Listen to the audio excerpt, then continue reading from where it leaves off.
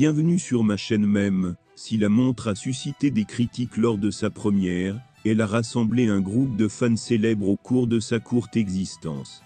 Par exemple, vous vous souvenez de l'époque où John Mayer et Ed Sheeran portaient des tourbillons Spiderman assortis, lorsqu'ils se produisaient ensemble sur scène. Rafraîchissons-nous la mémoire. Lors du concert bénéfice de la Mayer and Armor Foundation en septembre dernier, les deux superstars ont présenté les montres tourbillon Royal Oak Limited.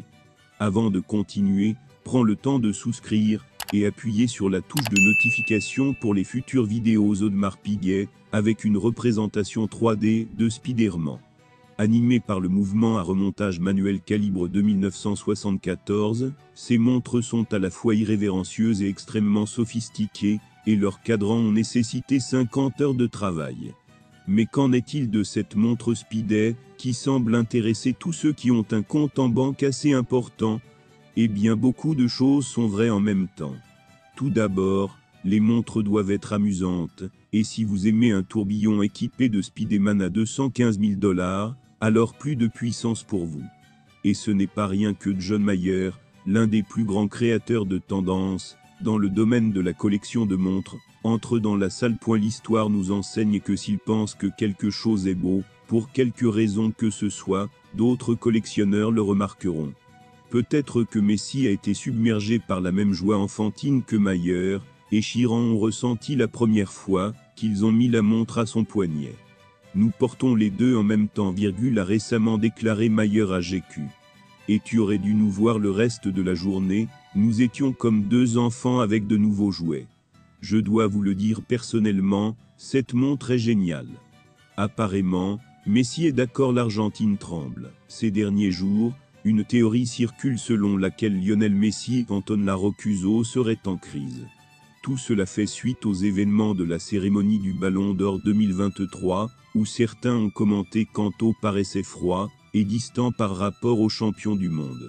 Une psychologue lit le langage corporel et dit sur TikTok que tout ne va pas dans un couple.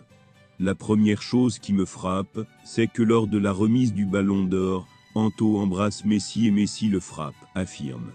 Cette personne a également souligné, quand le haut remporte un prix, il appelle sa femme sur scène, mais elle ne monte pas sur scène seulement ses enfants. À aucun moment vous ne touchez, n'embrassez, ou ne touchez la main, a souligné. La théorie de l'effondrement. Nous verrons. La vérité c'est que Messi est en Argentine aujourd'hui, et Anto est à Miami.